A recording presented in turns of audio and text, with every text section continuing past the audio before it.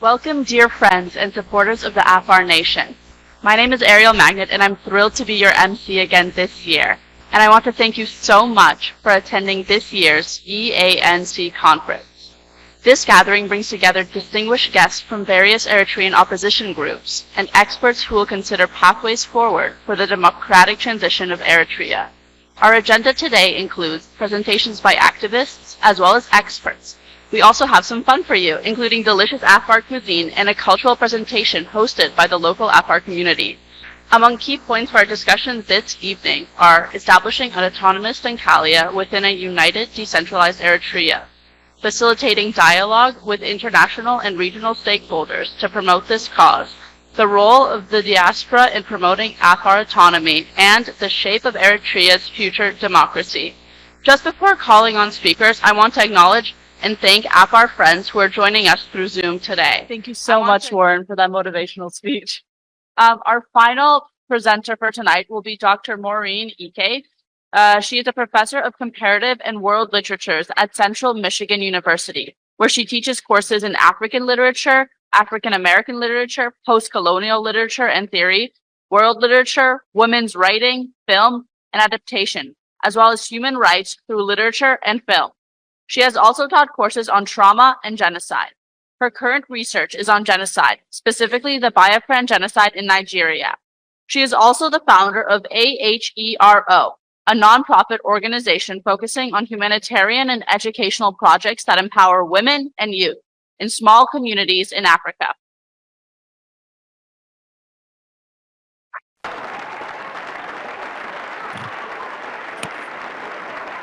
Good afternoon. Can you hear me? Yes. Yes. Okay. Good afternoon, everyone, and thank you for inviting me to this conference. This is my first time here, and I am here under the auspices of CNS, which is the Congress of Nations and States. I also work with the Biafra Government in Exile, BGIE. I would have loved to be with you at Ottawa, but I just got back yesterday from another conference in Martinique. And so I'm a bit jet lagged. I have a PowerPoint here, but I'd rather not, show the PowerPoint. So I'm going to try and contain my presentation. And this will also be in the interest of time. So first of all, I want to thank Mohammed for putting this together and for inviting me. I also want to thank everybody who has presented. Let's see,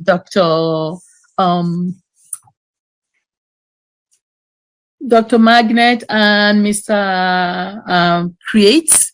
You have laid some significant background here. Because I am not very familiar, I'm coming newly to the case of the Afar Nation, and the topic that I was given is sort of general, so I'm going to address, the issue in terms of, in general terms, specifically in terms of why it is important to really address the issue of protecting Indigenous people's rights. Also because it dovetails to the issue of that Biafrans are struggling with in Nigeria. So Indigenous people's, rights and autonomy that are being challenged across the world, but more specifically on the African continent, become really important issues for me. So I'm committed to working towards that. So I actually focus my presentation by looking at the UN Declaration on the Rights of Indigenous People. Mr. Creates looked at Article 3, and in terms of its confirmation of the rights, it's either Mr. Creates or Dr. Magnet who actually takes us to Article 3, right at the top.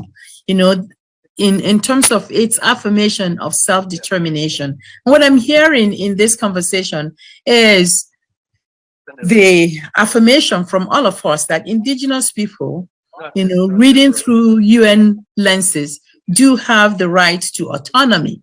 Apart from the Declaration on the Rights of, of indigenous people, we have an earlier declaration, the UN Declaration of Human Rights, in fact, affirms that as individuals, as people, we do have that inalienable rights, and that those rights are protected and our dignity is also protected.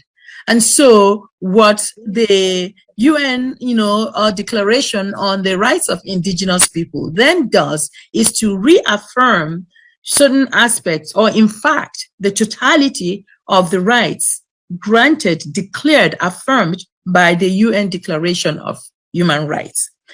The conundrum, of course, is that the nations, and a lot of African nations, I must say, refuse, to acknowledge, the latter declaration, which is the rights of indigenous, people. And of course, the question is why? If we take a look at the rights by themselves, there are certain things. The rights grant us autonomy. They grant indigenous people autonomy. They emphasize, they recognize the rights of the indigenous people's rights to practice, their traditional knowledge. So we look at Article 31, which in fact highlights that indigenous people have the right to maintain, control, protect, and develop their cultural heritage, traditional knowledge and traditional cultural expressions, and a whole range of things. So I'm not going to read all of that, but that is important. And it goes as far as including genetic resources, human and genetic resources, seeds, in this case, plants, medicines, knowledge of properties of fauna and flora. Now we're talking about environmental rights, have the right to maintain declaration. And what it's doing is to restore the rights that have already been granted, but have not been recognized, and to insist that state governments should work collaboratively with indigenous communities, indigenous people, to recognize those rights, so that they also can, so that they can also benefit from those resources that belong to them, that, that are in their communities. So I come to this, as I was saying earlier, that I come to this through my, my work with, the case of Biafra. And Biafra, I'm just going to locate Biafra very briefly for you. Biafra, if you recall, some of you may recall that between 1967 and 1970, there was a civil war in Nigeria, in the southeastern part of Nigeria.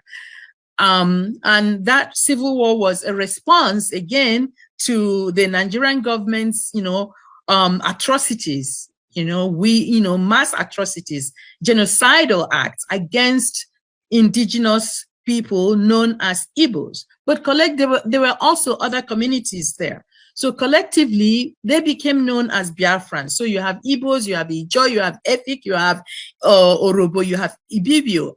All these groups collectively constitute the area that today we refer to as Biafra, that would become Biafra in May 1967. But the larger percentage of the population happens to be Igbos. So what I'm hearing in the presentation so far regarding the Afar people in Dankalia is very, very similar to what is happening in the southeastern part of Nigeria, specifically with Biafrans. But it's also happening in other areas. The denial of, the rape and the murderers and their exclusion from, in fact, government, positions. So I take a look at then, the various articles in the UN Declaration on the Rights of Indigenous People. There are a lot of them, but I just wanted to focus on a few. So we look at the Article 3 that, you know, has already been discussed, and now we're looking at Article 31, which is really, really expansive. But there's also Article 34, which basically says that, you know, Indigenous people have the right to promote, develop, and maintain their institutional structures and their distinctive customs, spirituality, traditions, procedures, practices. And in cases, you know, where there exist juridical systems or customs, it says in accordance with international human rights standards. That's that anchoring to the earlier declaration, which is the Universal Declaration of Human Rights. For me, Article 34 therefore says that if you violate this particular article, if you ignore or refuse to recognize Indigenous people's rights in accordance with Article 34, you are therefore undermining the earlier declaration, which is the Universal Declaration of Human Rights. Those two, we can't talk about the Universal Declaration, we can't talk about the rights of Indigenous people without talking about the Universal Declaration of Human Rights. So I'm thinking, so if we look at this, then I think, what are the implications of such denials? Well, we can think about the loss of language. Are Indigenous communities losing their languages? If you deny them their rights, what does that mean in terms of education, the education of their children, the education of various generations, the use of their languages, the practice of cultures? You cannot practice culture without your language. And you can't think about your language or think in your language without thinking about your culture. So those are all connected. And then I think about Article 36. Well, Article 36 also says, you know, they have the rights, you know, to develop contacts and relationships, you know, in cooperation, you know, with other communities. And these can also, again, it goes back because this declaration seems to be repetitious in certain ways, because it's emphasizing certain things, because it's emphasizing the diversity, the idea of the diversity of the Indigenous communities. It's recognizing that Indigenous communities have their own spiritual and cultural and political and economic and social practices and linguistic practices. So it's recognizing all those things, and somehow it tends to be repetitious, but it is important that it is repetitious, because that repetition through various articles re-emphasizes the point that these rights must be recognized, that these rights must be honored. So I am, let's see, let me look at this one. So I'm looking at the, you know, so in looking at these, and I you know, so it sort of made me think about the issue of languages, the fact that UNESCO has indicated that there are about 348 African languages that are currently endangered, and about 40 of them have already become extinct. Now, as I said earlier, I am not very familiar with the Afar situation, but I am certain, and maybe I will dare to venture to suggest that some of the languages spoken in Afar regions are becoming extinct. And you might want to say, why? What would be the implication of those languages becoming extinct or not being taught? I do know that, you know, in Southeast Nigeria or in Nigeria, even though Igbo language is one of the major languages, but it is threatened. And if you recall earlier, I mentioned that part of this, you know, part of what's happening to Indigenous communities, we can go as far back as colonization. When Mr. Ahmed was talking earlier, he talked about, you know, the 5 sultanates and how, you know, the contact amongst them, the, you know, the agreements they signed, the expansiveness of, you know, Afar communities. And now, what does that look like? What are the implications of these rights not being recognized, these practices not being, you know, continued? We therefore are faced with a confrontation or the challenge to historical memory, right? People's rights to their own history, to their own stories. Why do we then? So the big question for me would be, why protect indigenous rights? Apart from the fact that we're dealing with human rights and human dignity of a group or the individual, we're also looking at the question of justice. Justice, equity, both economic equity, economic justice, social justice, cultural justice, environmental justice, you name it. You can define it as you want. But the issue of justice becomes important, where particular groups are denied justice because they are unique in their own practices, in their own, cultural practices or language. We're also thinking about the issue of, and the absence of justice, therefore, means oppression. So we can talk about an internalized form of oppression. We're no longer talking about colonization. Yes, colonialism was oppressive, but the leaders, the contemporary leaders, have also reinterpreted, the tools of colonization and have begun to use those tools, those mechanisms that they learned against their own people. So you have a different kind of, we can call it internal colonization. Some people, I deal with post-colonial theory, and we talk about post-colonial states. Yes, part of what happens in a post-colonial state is that the remnants of colonization stay, but there are also new forms that emerge by virtue of the leaders or, the people then reinterpreting the tools of colonialism and beginning to use them against their own people. Is that happening? Of course it's happening. Dictatorships, brutal, you talked about rape, you talked about displacement, people becoming displaced persons or refugees within their own nations. That doesn't make sense. But if we look at it also, we can say that these are also acts of atrocities, right? Lending themselves towards genocide. And genocide doesn't have to be primarily the killing of the entire group. So we go back to the genocide, convention, and we look at the genocide, the definition of genocide as an intent to destroy in part or in whole an ethnic group, a nation, a cultural group. You can expand it. People think maybe in whole, but there is in part.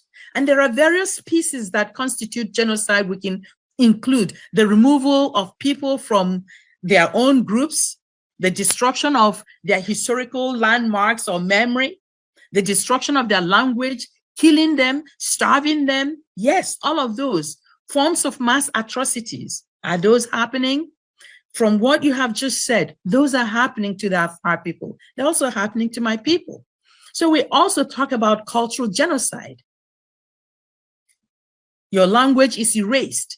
Nobody teaches your language. Nobody tells your stories. You can't practice your own traditional forms of dancing or performances. And of course, the absence of all of those collectively would mean the denial of your own cultural or collective memory and history. Therefore, the erasure or the destruction of your identity. In other words, you don't exist anymore. Your people don't exist anymore. Your future doesn't exist anymore.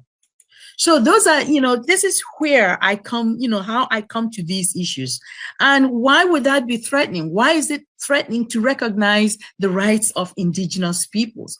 Because by virtue of doing that, and part of the argument some of the states have made in refusing to recognize these rights is that, oh, well, it threatens the idea of national unity, national coherence. Who says the nation has to be coherent? No. It threatens, they also worry that, oh, it's decentralizing.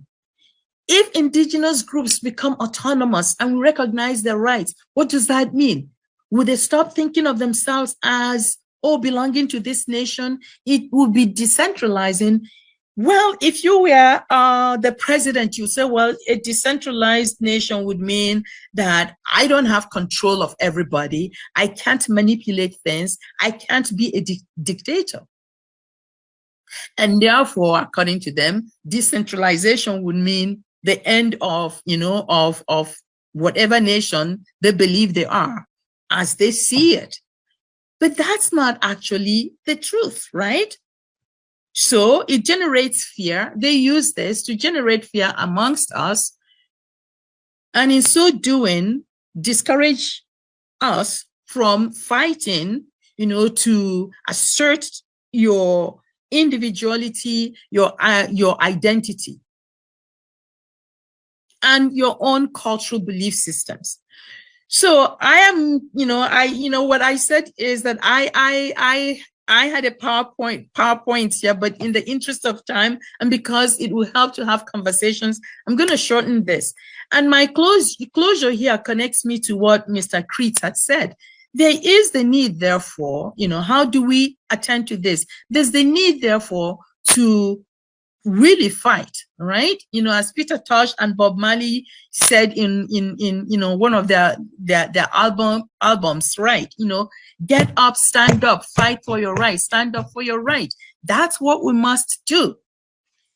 To recognize the rights of indigenous peoples and to recognize indigeneity, to recognize all these cultures is an acknowledgement of a global community that is diverse, that is rich, that is open, that is accepting, that acknowledges that we don't have to speak just one language, that we don't have to insist on being just one name, but that each community contributes significantly and importantly, and that each community's story, all story is important, all stories are important.